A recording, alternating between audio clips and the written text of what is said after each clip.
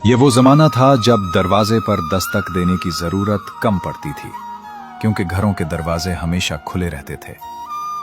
अब मोहल्ले के सब बच्चे एक माँ की गोद में पलते थे। किसी को भूख लगती तो वो अपने ही घर की तरह दूसरे घर जाकर खाना खा लेता। कोई बीमार होता तो पूरा मोहल्ला उसकी इयादत के लिए उमड़ आता। पड़ोस का रिश्ता खून के रिश्तों से कम न था।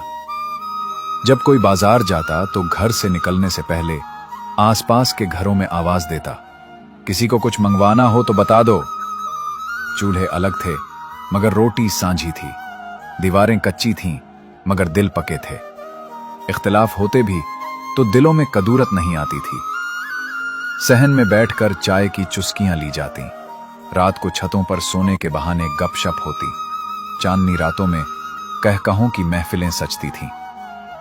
मगर फिर वक्त बदला, मकान तो पके हो गए मगर दिल पत्थर हो गए।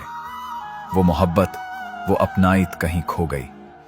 अब पड़ोस में कोई बीमार हो तो महीनों खबर नहीं होती, कोई मुश्किल में हो तो दरवाजे बंद कर लिए जाते हैं। शायद सादगी ही वो दौलत थी जो उस दौर को खुशहाल बनाती थी। वो वक्त आज भी याद आता है जब इंसान इंसान के करीब था और मोहब्बत सिर्फ लफ्ज नहीं बल्कि जिंदगी का हिस्सा थी।